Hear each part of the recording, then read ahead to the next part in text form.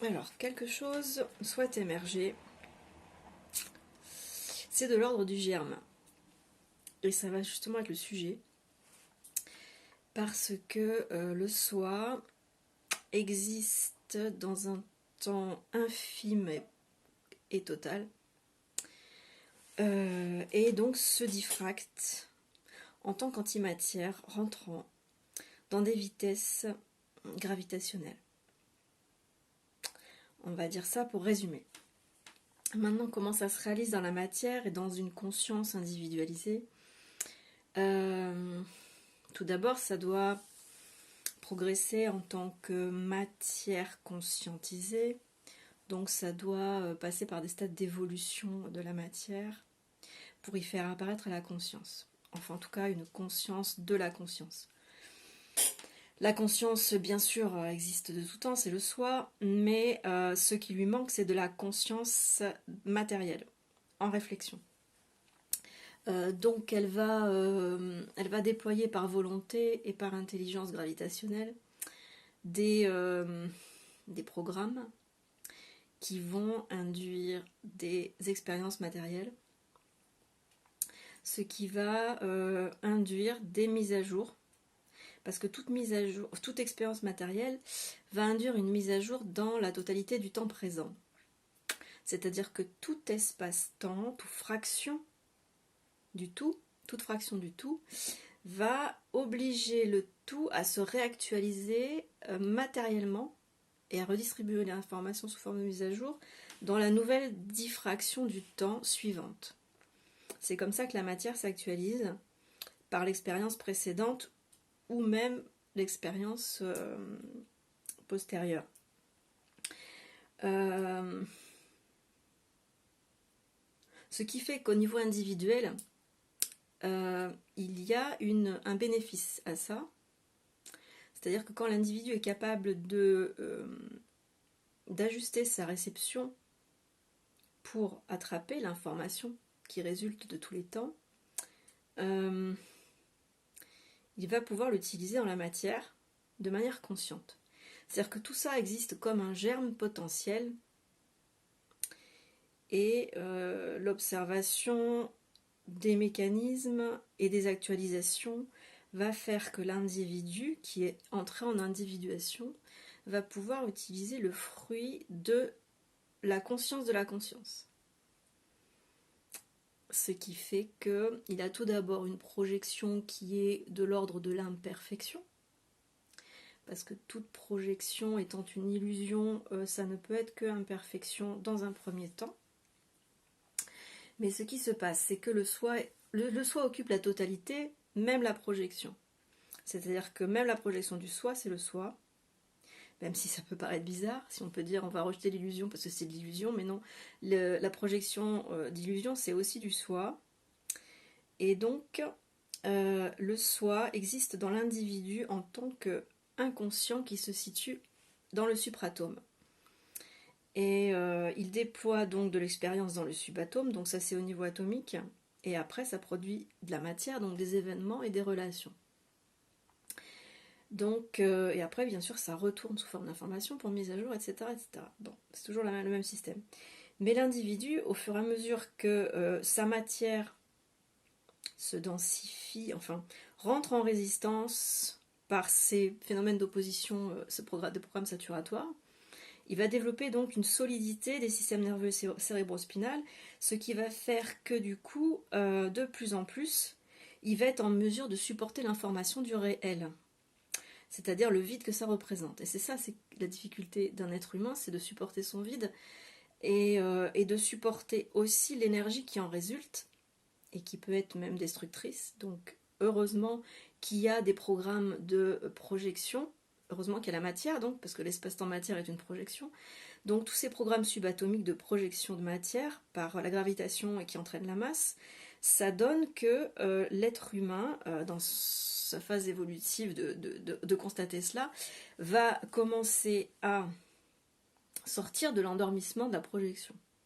Il va sortir de la caverne de Platon, il va se réveiller et il va découvrir le réel. Encore une fois, le réel, c'est pas facile à découvrir d'abord parce que ça se trouve pas comme ça, mais quand on commence à le trouver, c'est quand même des chocs, quoi. C'est quand même des chocs. Donc il faut pouvoir les encaisser. Il faut surtout pouvoir encaisser de se séparer en quelque sorte de ses croyances, de ses illusions, de ses valeurs et tout ça. C'est peut-être même ça le plus difficile. Parce que, à la limite, c'est ça la phase donc de l'œuvre noire, d'arriver à déconstruire l'illusion, de faire face au dragon, d'aller dans la crypte pour aller voir effectivement la rectification qu'il y a à effectuer sur son personnage illusoire. Et ensuite, c'est pas que c'est plus facile quand le réel apparaît, mais ça a sa difficulté aussi, hein. Mais c'est plus facile dans le sens où c'est pas de la souffrance psychologique, ça va devenir la souffrance vibratoire dans le sens où le réel va vous envoyer de l'information qui est de type neutre. Et ce type neutre, c'est comment dire, c'est froid. C'est froid dans le sens où c'est pas qu'il y a une absence de sentiments et d'émotions ou de sensibilité, etc. Mais bon, le réel, c'est quelque chose qui est. Vous vous prenez dans la tronche et puis ça bouscule tout, bien sûr. Et puis vous pouvez plus voir la vie autrement. Mais ça fait que donc, le soi qui était endormi n'était qu'un germe non réalisé. Et il a donc projeté dans la matière le corps, mais aussi dans la psychologie, il a projeté l'illusion du moi. Cette illusion du moi a été utile pour assurer une survie corporelle au véhicule physique, et donc dans l'interrelation avec les êtres, dans la société, la sécurité sociale et tout ça. Je ne parle pas de la CPM et de la MSA et compagnie, je parle de la sécurité sociale psychique. Donc cette sécurité sociale a enfermé quelque part les êtres dans cette illusion de sécurité, parce que c'est vraiment une illusion, puisqu'elle est basée sur une circulation d'énergie subatomique, donc en vase clos, donc il n'y a pas de régénérescence par l'énergie du vide. C'est une énergie qui tourne en boucle et qui est constamment réutilisée via les programmes et les expériences, via les mémoires, les expériences, etc. Donc c'est de l'énergie qui s'appauvrit, puisqu'elle est forcément en entropie, puisqu'elle est en mouvement, et c'est une énergie donc, qui est centripète, donc oui, elle s'appauvrit parce qu'il y a toujours une perte d'énergie dans le mouvement. Donc l'être, il se crée quand même cette fausse sécurité, il est pas totalement coupé du vide, parce que sinon il n'y aurait plus rien qui existerait, mais il en est coupé principalement et surtout psychologiquement et beaucoup énergétiquement. Ce qui fait que cette énergie du vide, elle est potentielle, c'est-à-dire le soi, il est potentiel. Et ensuite, quand il y a une maturation du corps, que la sécurité sociale est suffisante, entre guillemets, même si elle est illusoire, elle permet quand même un certain répit pour que le dormeur puisse se réveiller. Mais par contre, dans ces situations de programme saturatoire, il y arrive donc des paroxysmes quand la maturation du corps est arrivée donc à son terme, et que bah, c'est comme un germe, quand sa maturation arrive à son terme, le germe il est clos. Donc pour le soi c'est pareil. Le soi est un potentiel, c'est un germe potentiel qui est appelé à éclore dans un corps qui arrive à maturation électrique. Donc de transistance électrique, c'est-à-dire de résistance des transistors électriques à endurer les intensités d'énergie nucléaire qui sont appelées à émerger depuis le centre atomique, depuis le supratome. Donc, psychologiquement, ça fait qu'un être va vivre un événementiel saturatoire qui va être, comme on peut le constater aujourd'hui, de l'ordre du collectif, mais aussi individuel. C'est-à-dire qu'il va voir qu'il y a une saturation collective, c'est ce qu'on constate aujourd'hui, et il va voir qu'il y a une saturation individuelle. Donc on peut dire que nous avons aujourd'hui un Covid comme un qui est en train d'émerger. C'est-à-dire que les gens sont presque forcés de se retourner, d'aller vers leur solitude. Et dans ces situations de confinement plus ou moins dictatoriaux, eh bien, ils vont être obligés de se retourner en eux-mêmes. Bon, pour certains, ça ne va pas être possible parce que c'est des violences, hein. Enfin, c'est quand même des violences psychologiques. Donc ça peut amener toutes sortes de conséquences plus ou moins dramatiques.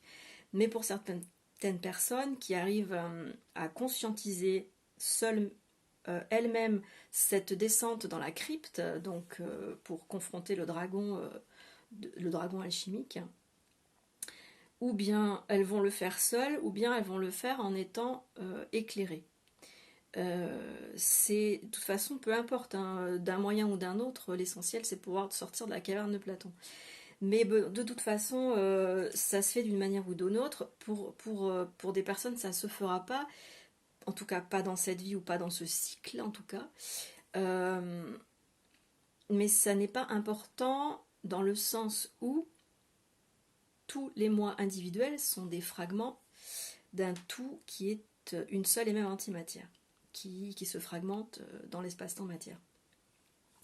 Donc quand chacun fragmenté, holographique et fractal, va pouvoir prendre connaissance de ça et le conscientiser en lui-même, il va pouvoir ce qu'on appelle personnaliser, c'est ce qu'on appelle personnaliser le double ou créer le double éthérique. Le double existe déjà en tant qu'énergie pré-personnelle. Et cette énergie pré-personnelle est un germe potentiel du soi qui est amené à s'incarner davantage dans la matière quand la matière qu'il a envoyée en tant que représentant de sa puissance atomique pour se réaliser. Mais la puissance atomique a du mal à se réaliser dans la matière parce que matière et nucléaire, ça s'entend pas très bien. Donc il y a vraiment une nécessité à créer de l'opposition, donc des programmes saturatoires, pour élever la vibration des transistances électriques du système nerveux et cérébrospinal. Donc du coup, ça demande à ce qu'il y ait des programmes de merde. Voilà. Donc ce qu'on appelle la souffrance. Donc la souffrance pendant un certain temps va élever les corps vibratoires. Ensuite, c'est le double donc en germe pré-personnel qui crée la programmation de ça. Donc c'est le supratome qui crée le subatome qui est dans lequel il y a tous les programmes saturatoires qui créent l'événement, la relation, etc. et les difficultés qui vont élever les fréquences des corps. Et ensuite, quand les corps sont suffisamment élevés en vibration, ils ont une capacité à supporter plus d'informations qui est de l'ordre de la multidimensionnalité du temps. C'est-à-dire qu'ils vont moins s'attacher à des choses qui sont factuelles, qui sont sur des temps présents étirés, donc qui durent longtemps et qui sont très lents, et ils vont plus avoir une focale qui va réduire le temps et vont leur amener à un temps présent plus instantané, et ils auront cette vision un peu plus facilement. Et ils auront aussi la vision du fait que chaque chose s'actualise en permanence, et que tout est possible à tout moment. Il suffit à ce moment-là de le savoir pour le vouloir et vouloir le vouloir. Le savoir, c'est-à-dire le voir ça. Le ça, en fait, c'est l'inconscient, mais l'inconscient UN, donc celui du supratome, non pas l'inconscience du subatome, mais la totale conscience potentielle du supratome inconscient UN. Donc ça peut éclore dans la matière lorsque la matière est suffisamment forte pour le supporter en tant qu'information énergie. Et donc à ce moment-là, l'idée qui avait envie d'émerger, c'était que ce potentiel du soi qui est donc endormi dans le supratome et qui envoie des programmes subatomiques de manière à créer un corps suffisamment solide pour ensuite réceptionner l'énergie du supratome, l'énergie information. Quand ce corps est suffisamment fort, le Covid commun peut apparaître dans le corps. Donc dans la conscience, ça sera la conscience de la conscience en fait. Ça sera une conscience de la conscience, du soi.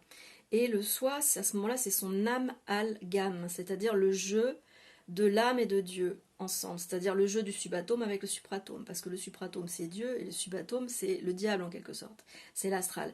Donc l'âme al-gamme, c'est-à-dire que l'âme représente le subatome et al, Dieu, représente le supratome. Donc ça sera donc le game, le jeu des deux ensemble, ce qu'on appelle un amalgame, ça s'appelle une fusion quoi. Et donc cette fusion-là dans l'être humain individuel se produit aussi de manière intriquée, quantique dans tous, mais n'est pas forcément portée à la conscience de tous. Mais de toute façon, quand ça se passe dans quelques-uns, ça se passe dans tous. même à leur insu, en tout cas à l'insu de leur conscience. Enfin, en tout cas de leur conscience avec un petit c.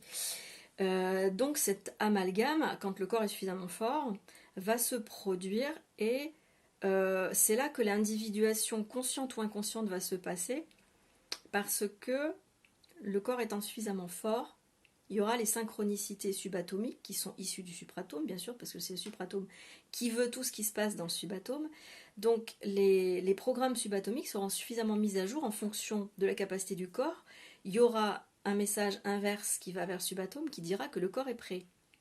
Et à ce moment-là, il y aura une incorporation, donc un amalgame du soi avec l'ego, voilà, au niveau psychologique.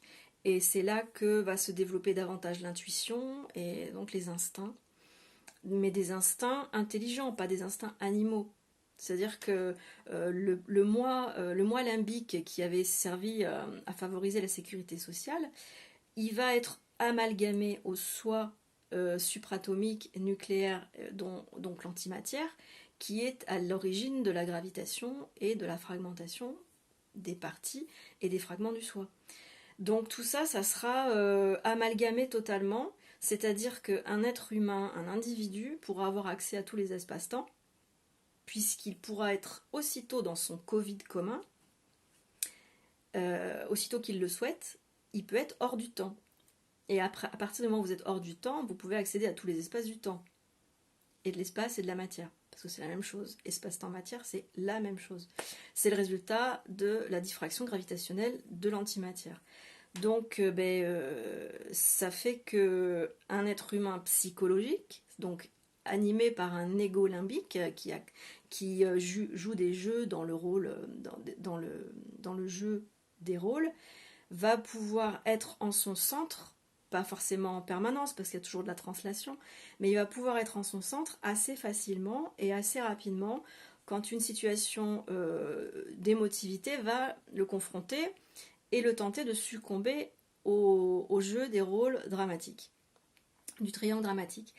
Et à partir de là, eh bien, ça va créer des choses très différentes. C'est-à-dire qu'il y aura moins d'identification au moi limbique, même si le moi limbique est toujours actif, il a toujours un rôle à jouer. Donc c'est pour ça que l'ego n'est pas détruit quand le soi arrive, pas du tout, puisque l'ego c'est du soi diffracté.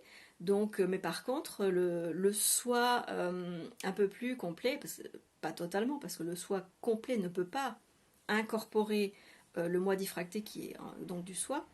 Il ne peut pas l'incorporer parce que c'est même pas possible, que c'est même pas envisageable. Mais il peut en incorporer en tout cas un certain dosage qui va faire que la vie du moi limbique va être la même que la vie du soi, de manière quantique et intriquée. Et ça va faire que dans la matière, il va pouvoir avoir suffisamment de volonté, d'intelligence et d'électromagnétisme qu'on appelle l'amour, qui va faire qu'il va savoir orienter son spin au moment où il faut, c'est-à-dire qu'il va pouvoir changer de spin. Quand il faut du centripète, il sera en centripète, et quand il sera en centrifuge, il sera en centrifuge, et il va translater très facilement parce qu'il comprendra comment ça marche, quel est le fonctionnement. C'est-à-dire si c'est à l'avantage de l'ensemble d'être en centripète, il sera en centripète. Si c'est à l'avantage de l'ensemble d'être en centrifuge, il sera en centrifuge. Mais de toute façon, il choisira. Et c'est ce qu'on appelle la vraie vie, parce que à ce moment-là, quand on était que en centripète, en totale inconscience, et quand on était totalement dans la soumission des programmes subatomiques, qui étaient issus du supratome, eh ben on était complètement des esclaves, des marionnettes, voilà. Mais dans la deuxième phase d'évolution, c'est pas ça du tout. C'est-à-dire que quand le soi est amalgamé vraiment je dirais, à la moitié, au lieu d'être à la matière, eh ben à la moitié, ça fait un équilibre. Il n'y a pas besoin que ce soit complet. C'est-à-dire que le soi n'a pas besoin d'être entier dans sa manifestation pour qu'il y ait un équilibre. Pour le moment, il n'y a pas d'équilibre puisqu'on est à la matière. Donc on est aux 2 tiers, 1 tiers. C'est-à-dire qu'on on est ici dans la matière au tiers et dans la partie du microcosme, de l'infiniment petit, on est en 2 tiers. Mais encore, c'est bien plus que ça, quoi. C'est juste une image pour parler de trinité, de tridimensionnalité. Mais en tout cas, c'est bien plus, évidemment, parce que c'est pas de l'ordre du 2 tiers, 1 tiers, c'est carrément du délire.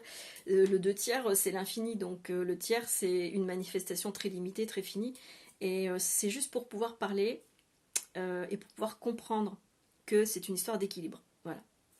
Après, les dosages, les pourcentages, c'est tout autre chose, bien évidemment. Dans le réel, les 2 tiers, c'est infini. Et le tiers est fini. Par contre, quand c'est équilibré, ça veut dire que l'être incarné, donc le soi incarné, va pouvoir être suffisamment maître de sa projection, c'est-à-dire ne pas être la victime de sa projection, ne pas être possédé par sa projection, et va pouvoir donc aller toujours dans son être réel quand il le souhaite. Se servir de sa projection pour jouer les jeux, pour jouir de la matière et de la réflexion et de la conscience, mais suffisamment conscient de la conscience pour retourner dans son centre dès qu'il le souhaite aussi. Pour y trouver l'énergie, pour y trouver l'information, qui toutes les deux vont servir à être créatifs et efficaces dans un monde fini, dans le sens fini, dans le sens manifesté. Voilà. Bon, bah c'était tout. Je pense que à première vue, voilà. Je vais encore aller boire un coup parce que là, c'est très très compliqué de parler. Je suis un peu fatiguée et j'ai très très soif. Donc, bah, c'est un changement de rail. Ça fait partie aussi ça, de la conscientisation et de l'individuation. Changer de rail énergétique. Je vous conseille d'aller voir du coup Matrix, qui paraît-il va sortir un 4e volet qui je pense risque d'être croustillant. Enfin, si j'avais si j'avais pu donner mon avis, j'aurais eu plein d'idées pour écrire le 4e volet, évidemment. Mais bon, j'attends avec impatience ce qu'auront fait les Wachowski pour nous éclairer davantage, pour nous faire une synthèse de ces 3 volets qui étaient quand même déjà magistraux. Donc, ouais, voilà, c'est ça, c'est un changement de rail énergétique, c'est-à-dire qu'au lieu d'être agi par les programmes subatomiques, être conscient que c'est nous qui avons créé les programmes subatomiques en tant que supratomes. Voilà. Et alors du coup, on n'est plus les victimes de ces programmes saturatoires, on est les programmateurs, et à ce moment-là, quand on est programmateur, on fait ce qu'on veut. Et ça, du coup, on a la capacité de vouloir ce que l'on veut.